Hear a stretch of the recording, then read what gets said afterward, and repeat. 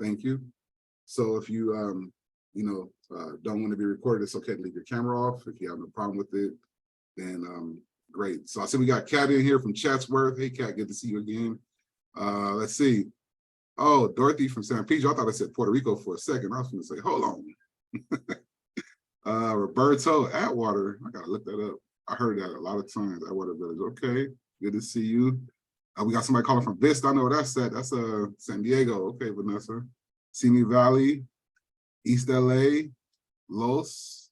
We got Bakersfield in the building. So yeah, y'all, it's gonna be a jam-packed night. We got some good things on tap.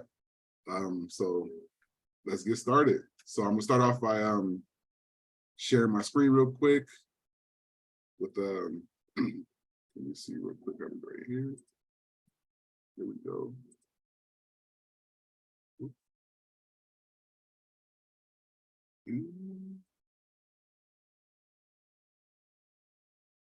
So I'm gonna start off by sharing my screen as a quick title page. Initiate Justice Action General Meeting, for June 2023. Good to see everybody here. As we see, Jay was in uniform with his Christmas sweater.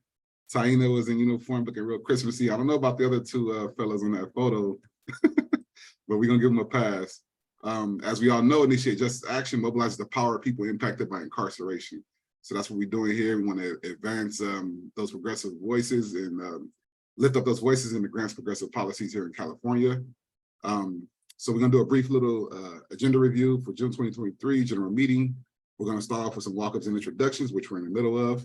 Then we're going to move on to some member announcements. We'll give some committee updates, org updates, and then we'll move into our main program, which is going to be a conversation with one of our members, Lanae Norwood. And we're going to talk about her work with ballot measures and why it's important for folks like us to be involved in that. Then we're going to wrap up with some calls to, then we're going to follow that up with some calls to action, and then wrap up with a close.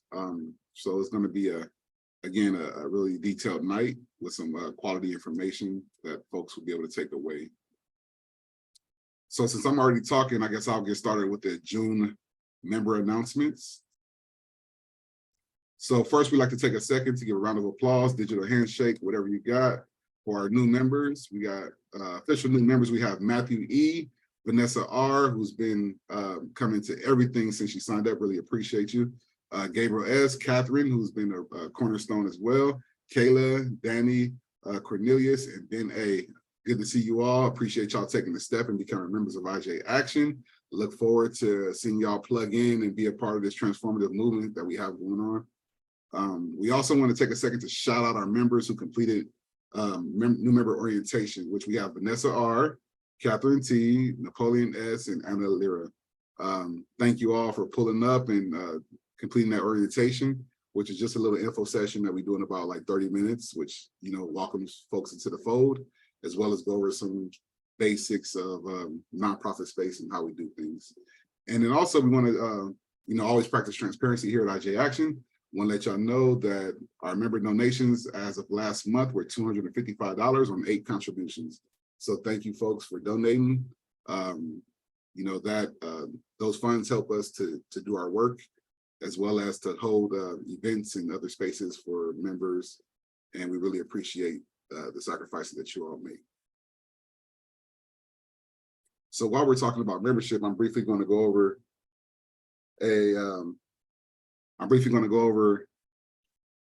a visual of our membership structure here at IJ Action that our wonderful comms team put together. If you look on the right there, we have, which is our supportive membership structure. And supportive members are folks who have completed their membership application, they've paid their annual dues, and they participate in meetings and support committees whenever possible. On the left side, we have on this side here are active members. The active members are folks who've completed their membership application, they paid annual dues, they complete new member orientation, as those 4 folks did. They commit to attending monthly general meetings. They sign up for at least one committee, and they sign our member pledge. So, of course, we like to see folks with active membership whenever possible, but we do understand that some people just don't have capacity with college, parenthood, work life, and everything else. So we do have the supportive members for folks who just want to contribute and help out the movement. and be in space. But either way, we really appreciate folks who choose membership. And we'll be dropping that link later on in the chat for folks who have not completed their membership application and have a chance to do so. And with that, I'm going to take a second to pass it on to my colleague, Shervin AA to the Z, a zombie, our policy guru, who's going to give y'all some updates on the bond work that we've been doing. So really appreciative of him, and I'm going to go ahead and kick it to him for a second. Appreciate you, Jay. Great to see everyone, all the new faces and all the faces we always see. Love to see everybody. Thanks for joining us. Jay, if you don't mind kind of going from slide to slide for me. AA to the Z. I gotta come up with a good nickname for you, Jay. You put me on the spot there. So on ACA 4, we'll jump into a few updates on where we are in the legislative process, talk about the resolution, some of the big news, the resolution that was passed by the Board of Supervisors last week. Give a brief update without getting too much in the weeds on the bills that we are either supporting or opposing in the legislature. Talk about our badass abolitionist policy platform that was recently ratified by our membership and our board, and will be publicly releasing at our Cultivating Abolition Juneteenth event. So we'll be putting a plug in for that, and that'll be one of the calls to action that Jay closes us with. So I won't steal your thunder too much there. But getting into the ACA 4 updates, if we can go to the next slide, please. Thank you, thank you. So as many of you know, but just in case you didn't, ACA 4 continues to move through the legislative process. As you all know, a couple of months ago, back in April, we passed the Assembly Elections Committee. And last month on Thursday, May 18th, we got off of the suspense file and appropriations through a party line vote. So great news there. We're officially on the floor. And the kind of strategy that we're going with right now, still tentative, still to be determined, but hoping to clear the bill out of the assembly here in the next few weeks. The office, meaning our fearless bill author, Assemblymember Isaac Bryan, his office is going through a vote count, while our coalition is also continuing in-district visits with some key members, mainly moderates in the Democratic Party, just to kind of see where things stand, try to get some votes secured. So far, we have, I believe, 21 confirmed yeses. We need to hit 54. And again, there's likely a lot more yeses out there. We have about 21 or so lean yeses. So altogether, about 42 folks that we're feeling pretty good about, but still going through, getting those confirmations before we bring the bill to a floor vote. So we want to make sure we're maximizing potential for success, getting all of our ducks in a row beforehand before we schedule that vote. So the date is still TBD. We'll definitely keep you on the loop once we have that date finalized, because there'll be, of course, a lot of calls to action with that to make sure, people, your members are aware of the floor vote happening. We'll be doing member alerts and all that good stuff. So be on the lookout for that. And if we end up doing any more in-district visits, we'll definitely keep you all posted. There were a couple that IJ Action was able to lead. And at this point, we're kind of leaning on some of the other coalition members to pick up the slack there. But we'll definitely keep you all posted if there is a need for more in-district visits involving our members. Any questions on ACA 4 or where we are in the process right now? Cool. Sure, but I just wanted to add that I obsessively checked the tracker before this meeting, and it looks like we got another yes. So Assemblymember Bryan's office is doing their work. We were 22 last time I looked. Awesome. That's just within the last couple hours, so that's great to hear. All right, going on to the next slide. So as part of our ACA 4 strategy is, of course, trying to get as much local support for the bill as well. Local support is great for leverage against state lawmakers to say, look, your local city council, your local board of supervisors have endorsed ACA 4. You've got the local support in your district, so we need you to vote yes on this. And so part of our strategy here is trying to garner that local support. I'm very happy to say we got that done here at the LA County Board of Supervisors last week. Supervisors Lindsay Horvath, who is our supervisor, along with Hilda Solis, led a motion endorsing ACA 4 and directing the county legislative analyst office to advocate on the bill. So that was great news, passed by a vote of 4-1. And we're, as you see on the screen, trying to get a similar resolution introduced within LA City Council. We've started doing outreach to a couple offices, and we'll definitely keep you all posted on that process. Hopefully we can get that passed here shortly as well. And then just want to put a plug in too for our membership. If in your local communities, you all have good relationships with your city council or county leadership and want to try to get a motion introduced there, definitely reach out to us. Happy to be a resource in that regard, to share any talking points or any materials you may need. But definitely keep us posted if that's something that you all can assist with. But yeah, very excited about, awesome, thanks Vanessa. Definitely very excited about the LA County Board of Supervisors endorsing the bill, and we'll continue to move that momentum forward. Any questions on that? Cool. Getting into the next slide, please. So getting into some of the bills that we have supported in the legislature. Again, these are not bills that IG Action is co-sponsoring necessarily, but these are important bills in the progressive criminal justice reform space that we are supporting. This is not an exhaustive list. This is just bills that we supported since April.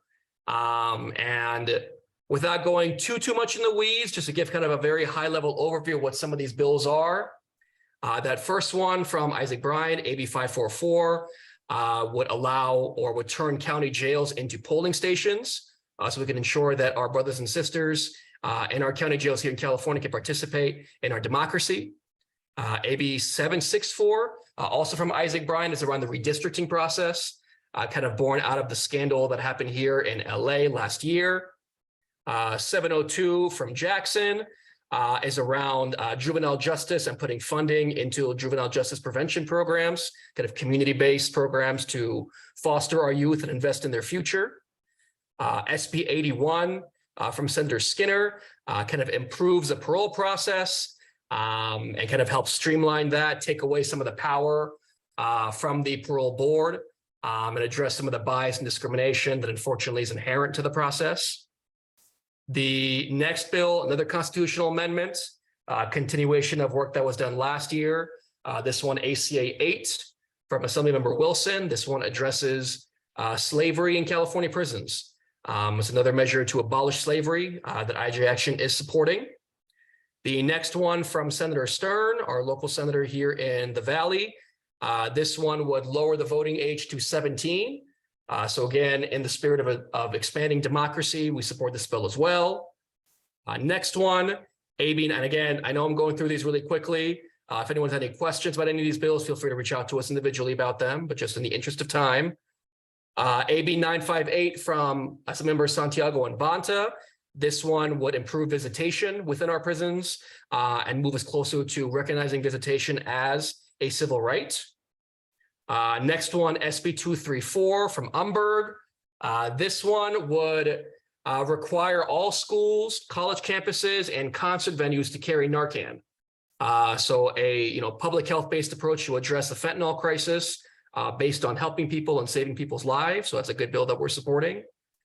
SB 838 from our own hometown senator, Caroline Menjivar, and one of IG Action's endorsed senators. This one significantly expands access to the Victim Compensation Board for community members that are survivors of police violence. So another good bill that IG Action is supporting. And then last but not least, SB 852 from Senator Rubio.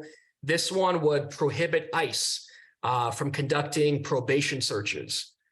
So right now, ICE can basically pose as probation officers, which is a very scandalous and disgusting thing that they do. And this bill would clarify in statute that federal officials cannot impersonate as probation officers. So going on to the next page. We also submitted a letter to the Assembly and Senate Appropriations Committees in support of a $50 million investment in our youth for youth reinvestment grants. And then last but not least, we submitted a letter to the Assembly and Senate Budget Committees and to Governor Newsom, urging closures of 5 more prisons by 2027. Any questions? Again, I know I went through that really quickly. If anyone has any specific questions about any of the bills, feel free to reach out individually. But yeah, any quick questions I can answer? We have time for about 1 or 2 questions if folks have it. If not, you can save them toward the end. Yeah, it's fine too. All right, moving into the bills that we have opposed, some of the bad bills. Quickly going through these. The first one, AB 675 from Assemblymember Soria. This one is a enhancement bill tied to fentanyl. So another continuation of the disastrous war on drugs that we, of course, are opposing. Same thing with AB 1058. It's another fentanyl enhancement bill. Thankfully, pretty much all these bills, except for AB 642, died in committee. AB 642 is a bill around acceptable and prohibited uses of facial recognition tech by law enforcement. We oppose that bill as well. 325 and 237 from Senator Grove are also fentanyl enhancement bills that we opposed. And then AB 1746 from Hoover would have denied early release credits to folks in prison who are firefighters if they're convicted of certain crimes. So another just really, really terrible bill that we opposed. Thankfully, that one died as well. And then last but not least, yes, definitely make sure you all get a copy of the slides. And last but not least, we also sent a letter to the Assembly and Senate Budget Committees opposing $360 million that was outlined in the governor's plan to re-envision San Quentin State Prison. All that money was going to go just to reconstructing the prison, not to programs, not to services, but just construction. And so we're not in the business of rebuilding prisons. We're in the business of demolishing prisons. And so we oppose this. And that's just a quick recap of some of the things that we've been on the record, either supporting or opposing. Any questions? And again, I know I flew through that pretty quickly.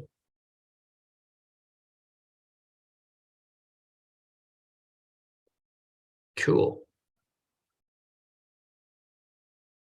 So going on to the next slide.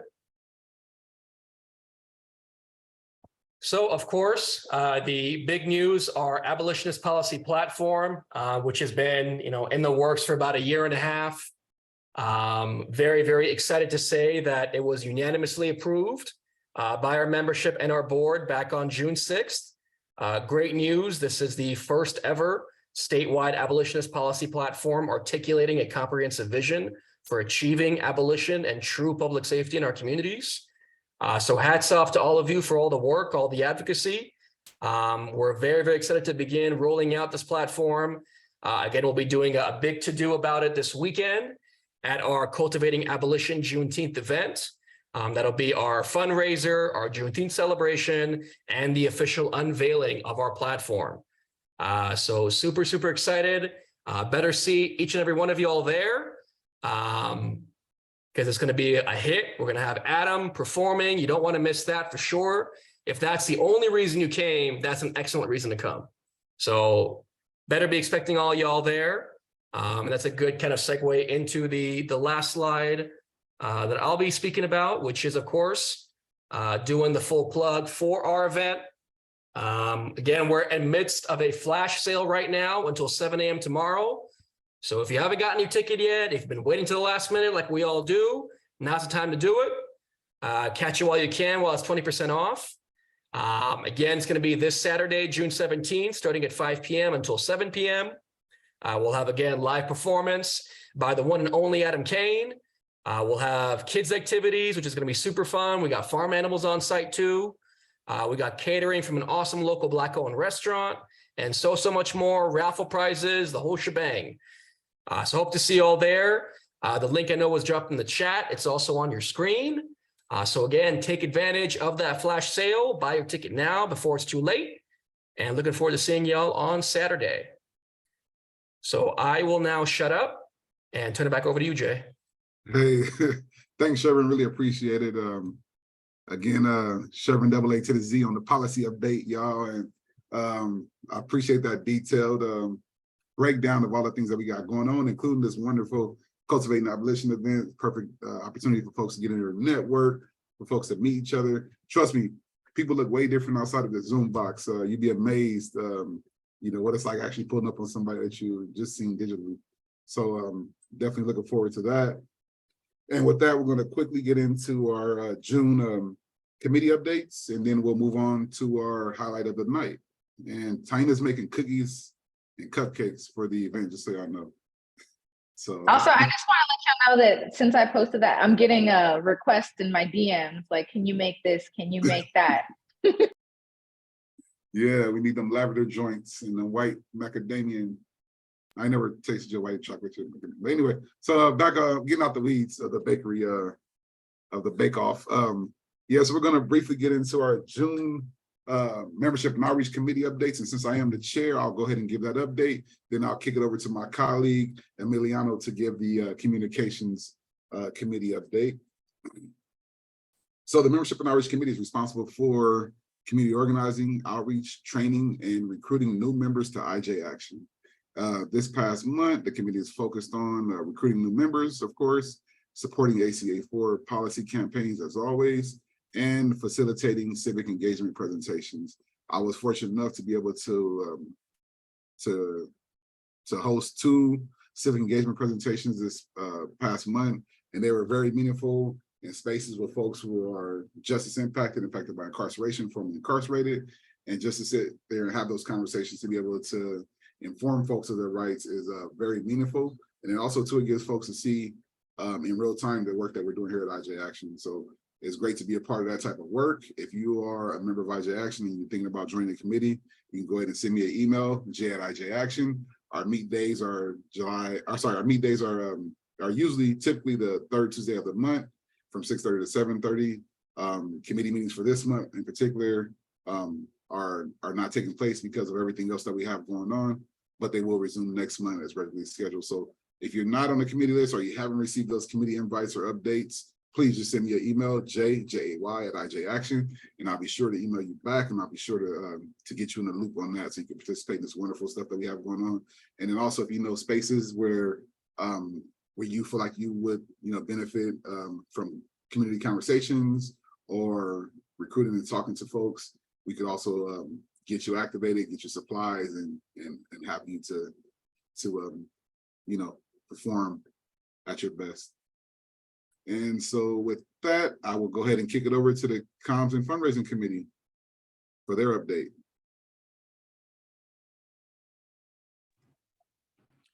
Thanks, Jay. So the Comms and Fundraising Committee met June 1st on Thursday. So we meet the first Thursday of every month. So please come and join us. The only updates we have is, we have our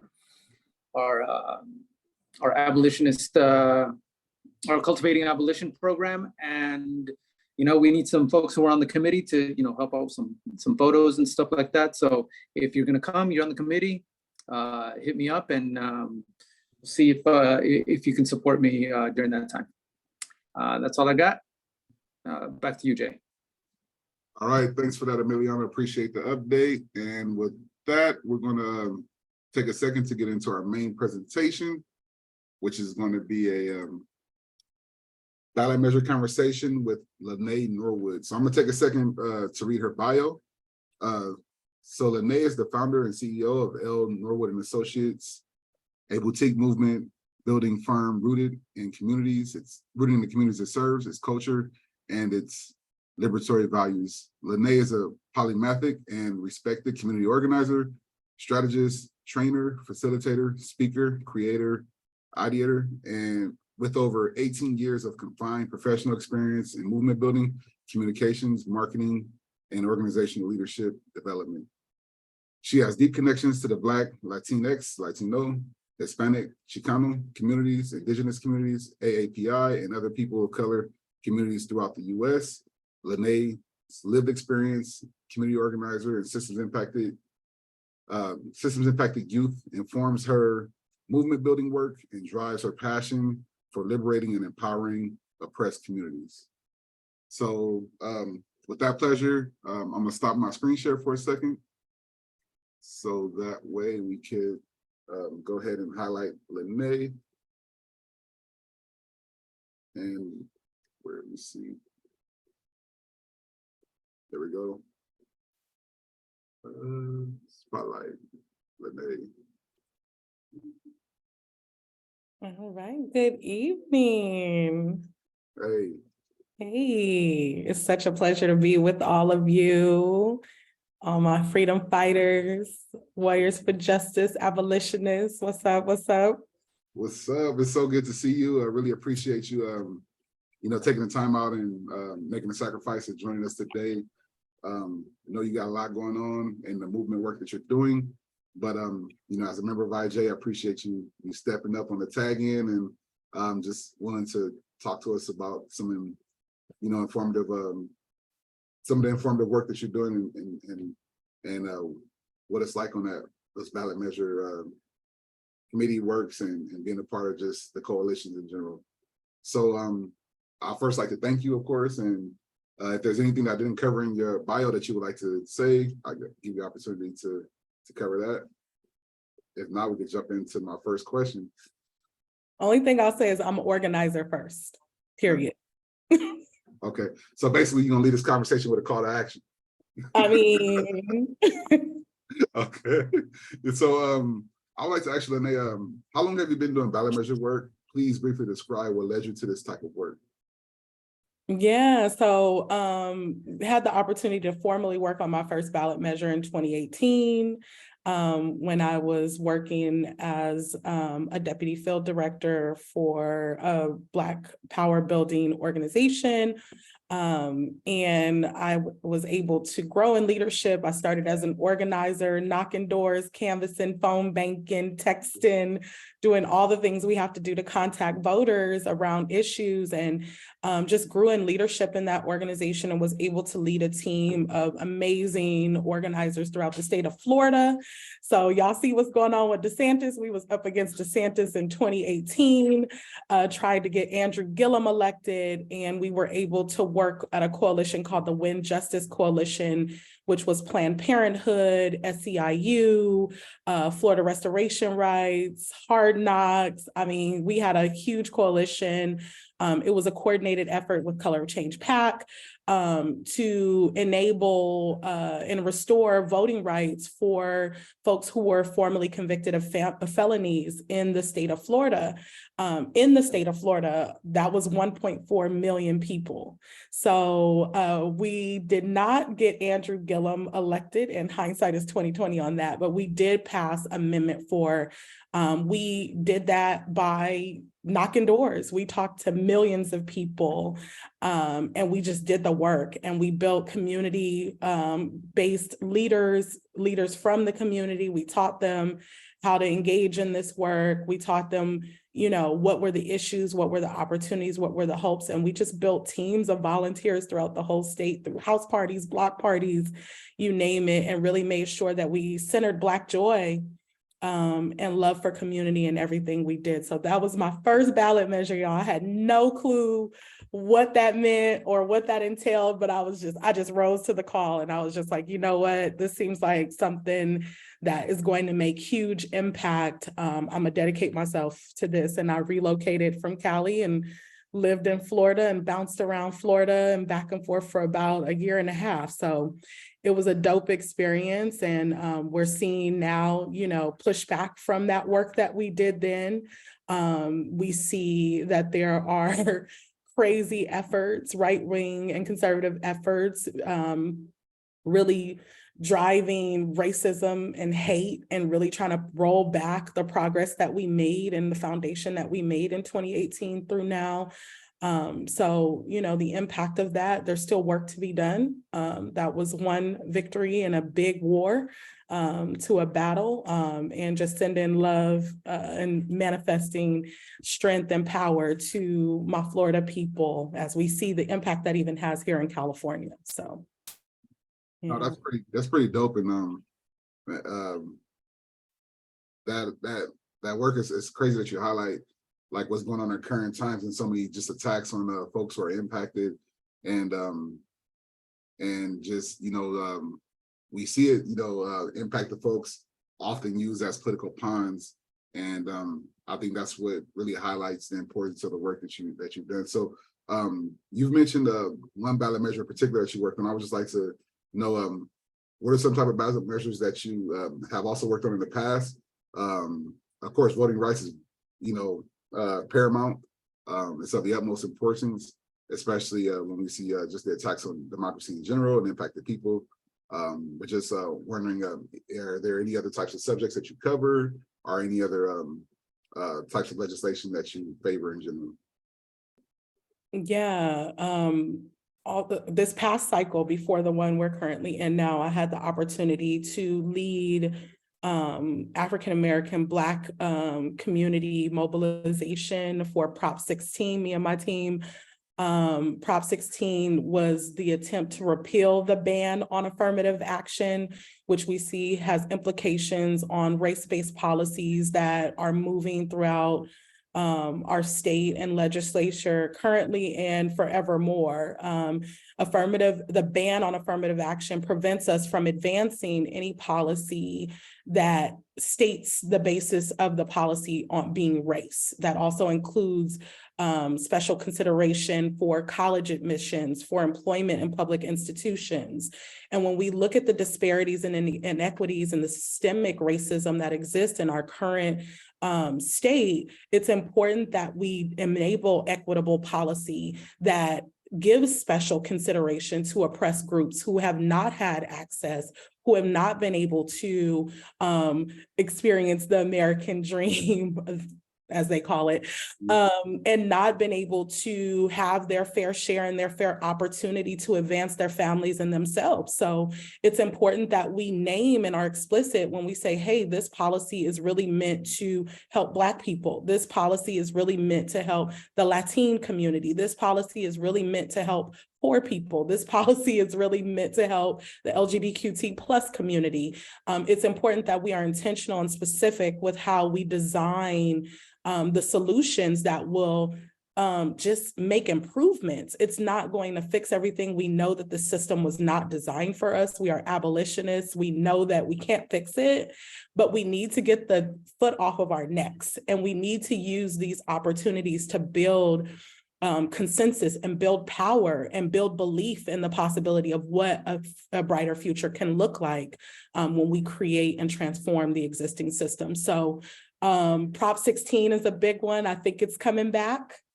I'm excited about that. I was very disappointed in the outcomes. We can talk a little bit more about what those outcomes were and my thesis on why they were.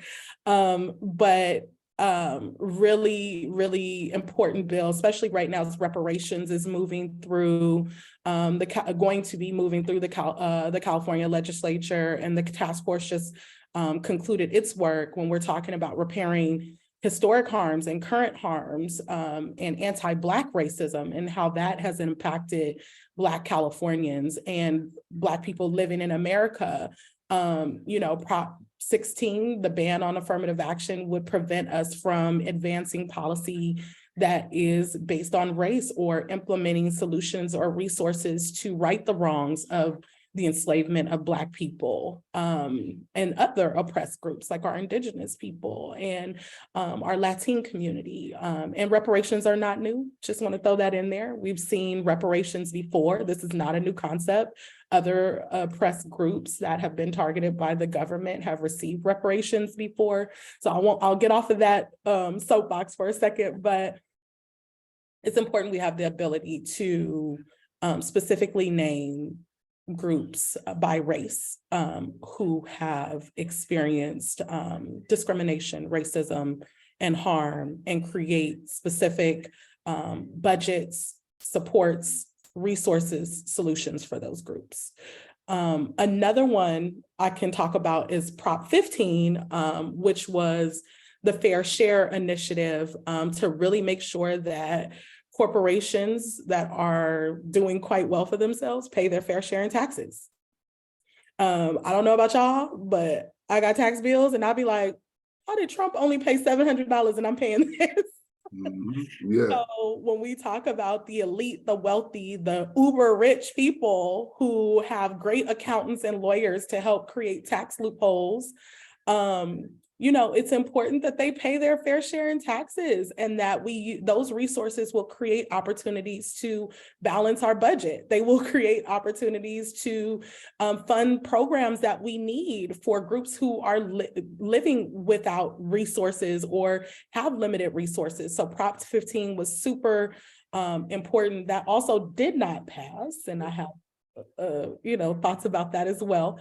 But it's important that we make these corporate actors and wealthy people pay their fair share in taxes, period. And that should not be something that's carried, the highest rate of taxes being carried by the middle class. That should be carried by the elite and the wealthy who have more than enough. So those are a couple other ballot measures that I've had the opportunity and privilege to work on. No, I definitely appreciate that for sure. Especially the part about naming who you're advocating for in that moment. I think some people become uncomfortable when they hear particular people or people's outline in legislation or advocacy, but there's nothing wrong with advocating for this people, coming back and advocating for this people, advocating for that people, advocating for different circumstances. So I'm glad that you called that out, and is meaningful. And of course, we support those evidence-based solutions to those problems. The next question I have for you is, as a formerly incarcerated woman, why do you believe more impacted people should be involved in ballot measure work? So like, I'm impacted, formerly incarcerated, as some others on this call, as well as folks who are supporting are impacted in other ways and supporting incarcerated loved ones. Yeah, I am a formerly incarcerated youth. At the age of 14 years old, I was incarcerated for shoplifting in a Target in Fontana, California. And that one encounter with law enforcement sent my whole trajectory spiraling. I did not re-enter back into my community until right before my 18th birthday, even though I never committed another crime. So that lived experience, that 3+ years of my life, being trapped in that system with so many other alternatives. I knew, and 16 years old, when I sat in a jail cell in San Bernardino Juvenile Hall, it was, those jail cells, if you've been incarcerated, on my 16th birthday, I made a commitment to myself that I was going to free myself from this circumstance and this system that clearly did not see my value as a community member and my potential as a youth. And I was going to make a difference one day to help change it. That call came for me after seeing Mike Brown murdered on national television, after seeing Trayvon Martin being the mother of a Black 19-year-old boy. It hits home. I was working in corporate America, and something in me just snapped in that moment, and I literally quit my job like the next week and never looked back, and started a nonprofit organization. And those lived experiences, being directly harmed, shape everything that I do and create for this work moving forward. It shapes my heart, it shapes my passion, it shapes how I show up, it shapes my compassion. It shapes how I even talk and move in community, because I was you are me. There's no classism, there's no elitism. I'm not better than, I'm privileged. And I recognize that. So I use the privilege that I have been afforded, even though it may be less than others, to try and make a difference so that other youth, other community members have an opportunity to have a life and thrive. And the system doesn't value us. It saw a Black dark-skinned girl who came from a humble family, and it didn't care. It just said, you know what, she made a mistake, lock her up and throw away the key. I was recommended for youth authority. I was bounced around placements. I was in and out of juvenile hall. I was on house arrest. So that one encounter, I never had freedom and autonomy again until I was almost 18 years old. And then I was thrown back into my community with no resources, no supports, and like figure it out. And by the grace of the creator, I don't know if you believe in a higher power, and family support and guardian angels, I was able to get back on my feet. But even now today, there are remnants of that time that have impacted my life, that are still hurting me and my family. So that drives my passion to make impact. As a consultant, as someone who gets paid to do stuff for this work, it's not always about the bottom line and money. It's about where are we going to make the most impact? I'm one person, my team's small. Where can we be where we're going to make the most impact and make the most difference? And where are we working that's aligned with our values and with real organizations and coalitions that really represent those values and have been in the places that we have all been in? So it's important that the people that are closest to the pain are given the power, the resources, and the autonomy to develop the solutions. I believe that wholeheartedly, deeply, with conviction, and I scream it from the rooftops in every table I'm at that's led by predominantly white consultants who are way overpaid. And those are resources that could be reinvested back into the infrastructures that we are all working on and building to continue to redistribute power, redistribute resources so that we can create and imagine a new future, a new reality of what our communities and real safety looks like. So we got to center our people, the people who have been hurt. We got to center us, the people who have the heart. And we got to center real authentic voices. And sometimes that ain't pretty. And sometimes that ain't easy. And sometimes, sorry, y'all, sometimes that is not the easiest path to go. But that is how we build real power. And that's how we really transform and recreate a brighter future. Well, you just dropped some jewels right there. I'm gonna let that ride for a second. Let that ride, let that sink in. Like, sis, that was so powerful. I don't know if you could really take in what you were saying as you were putting it out, but just so many touch points that you touched on. Being snatched out of the community at 14, which I was snatched out of the community at 13 as well. Not returning to 18 for shoplifting. It's crazy. To then transform that into movement building and to center that pain and use it as a drive to help move movements forward and make sure that folks who follow us don't, become victims to those systems of harm is powerful. And it's just so many jewels that you drop right there. And I know that the audience is enjoying it because there's so much love in the chat right now. But I'm gonna move on to our last question. And then we can get into some questions from the audience. And of course, as an organizer myself, just like you, my question is, how can we as organizers leverage ballot measures to address harmful systems? So you just centered some stuff that is just systemic stuff that happens time and again. And how can we, use these ballot measures as guardrails to stop that harm from taking place and to uplift folks who are in the middle of, maybe the worst time in their life or who are actively experiencing these types of harm? Yeah, great question. And I want to start off by shouting out you, Taina, the whole Emiliano, the whole Initiate Justice Action team, because y'all moving into this space is a game changer. Historically, you don't see impacted people leading the work, having power, having a seat at the table, having resources and infrastructure and organizations that were built from the ground up, because I've been watching Taina since 2016, right? Have this position. So we need more of this. We need more Initiate Justice actions. And also shout out to the California Black Power Network. We are supporting ACA 4. So that is a ballot measure we're currently working on.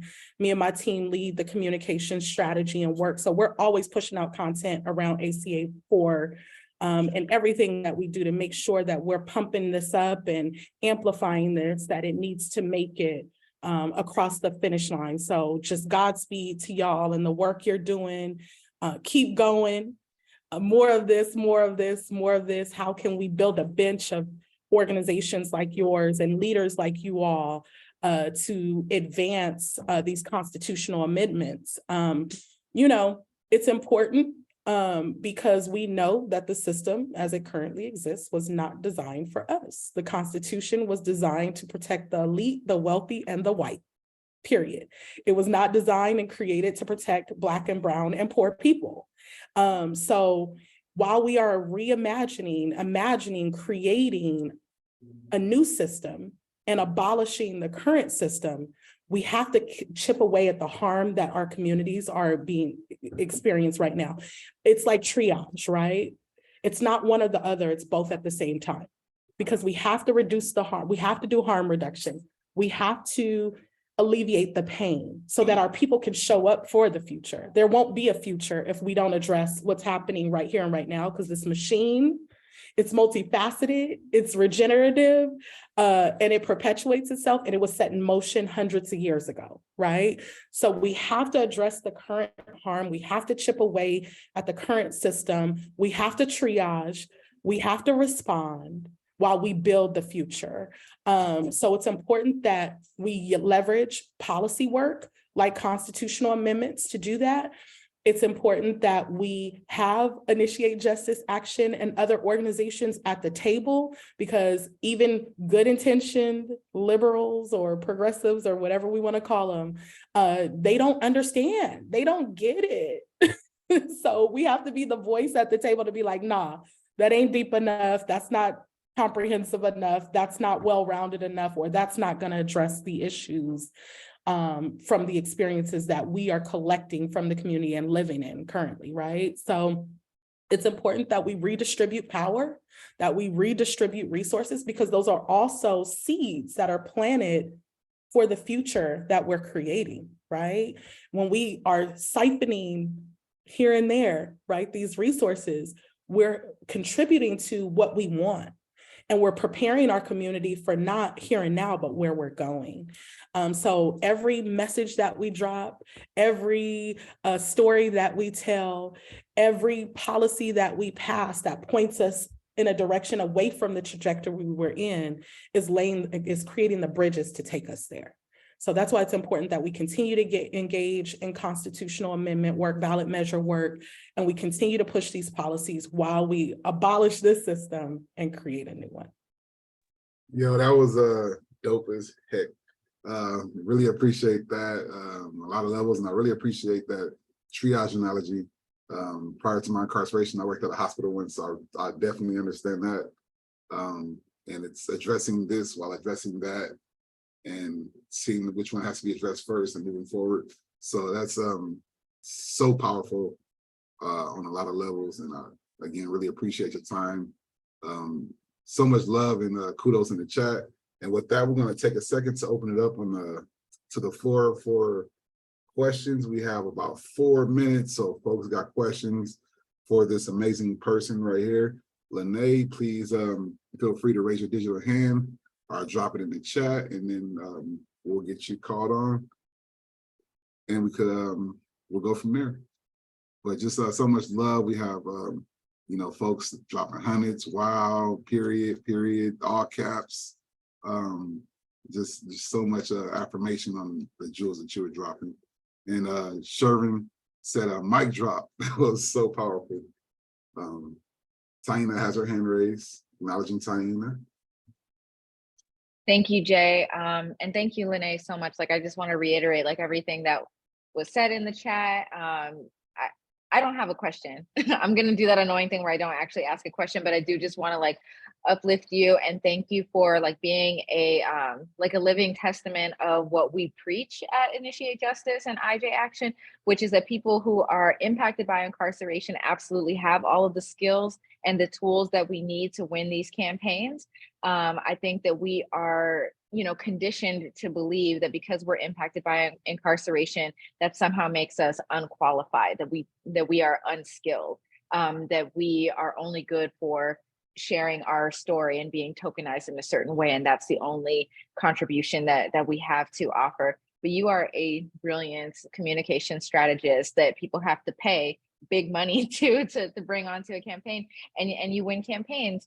And we have folks here on the team, you know, like Emiliano with all of his tech skills, and Jay with his like really like strong community organizing skills, and you know, all the folks on the IJ staff and all of our board of directors are system impacted too, because we not only have like the knowledge and the lived experience, but those like technical high earning skills as well. So I just wanted to like acknowledge you for that, and thank you for taking the time to share some of your experiences with us. Big love, sis. I'm here whenever you need me.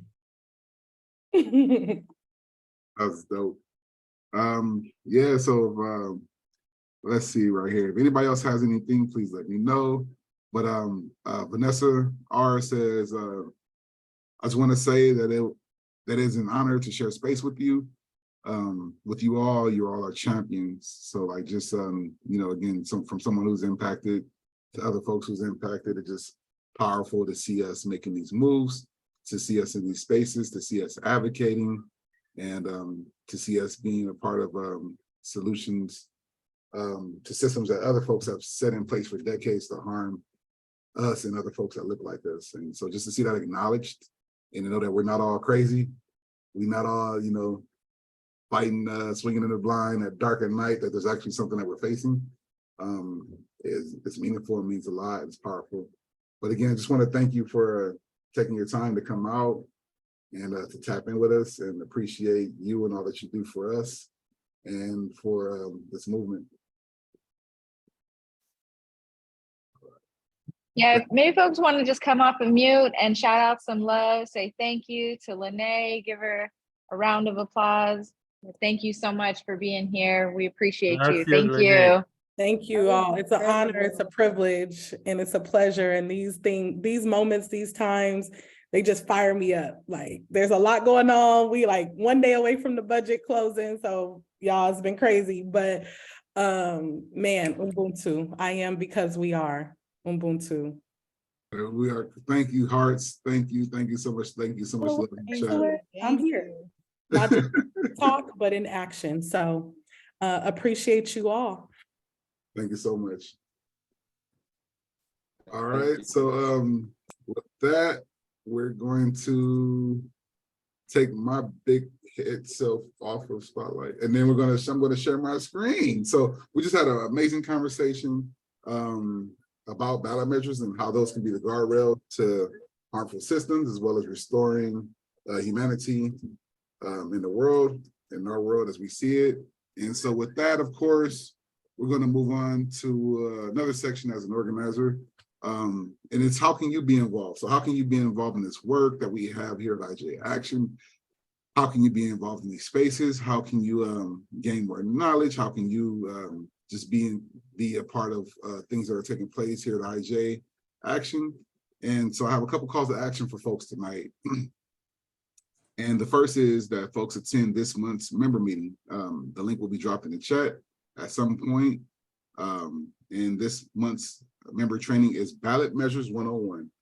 And so in that training, we'll be able to talk about some of the things that we covered tonight, as well as how we could use, what we learned to affect outcomes and to pass meaningful laws that tackle the harm that people of color and other folks face here in California, as well as to just set that outline for other states to follow, hopefully. And so that ballot measure training, Ballot Measure 101, will be held June 22nd. And again, the link to RSVP will be dropped in the chat. And the second is to attend the Cultivating Abolition event on June 17th. So we heard folks talking about it earlier. Shervin shouted it out. It will be in Reseda, California. So if you would like to take a second to get your tickets right now while supplies last, the link to that will also be dropped in the chat. As they mentioned earlier, we're on a fire sale. So get the tickets. I think right now they're at $20 a piece. And that money raised will go on to help benefit our work. And you know, to help with these movement spaces. So thank you for that. And then of course, we ask that if you have not already filled out your IJ Action membership application, please fill out your IJ Action membership application today. Our next general meeting will be July 11th, 2023.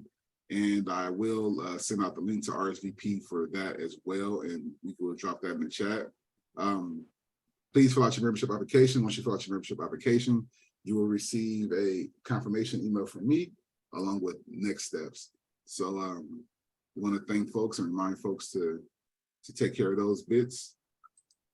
And then last, of course, we would like to just thank folks for joining the June general meeting and for being a part of this space and being a part of these conversations where we're able to just talk about, you know, such transformative work and movement building and how we take this movement forward, as well as how our lived experience informs our work. So again, want to thank folks, and a special thanks to Lanae for giving us her time today and for pouring into us with her lived experience. And also too, thank you, Lanae, for being vulnerable in this space and trusting us. And thank you to all the members who showed up tonight and who contributed, and folks who, you know, who just want to be a part of everything that we have here at IJ Action. So with that, I'm gonna take a second to be quiet. Maybe one of my colleagues has something to say. I'll probably drop a couple links in the chat, and then we can get it going. After that, I'll be happy to give y'all your night back. So does anybody have anything else to say? If not, everybody can unmute, say goodbyes. You know. Hope to see y'all Saturday at the event. Bye, everybody. Bye, guys.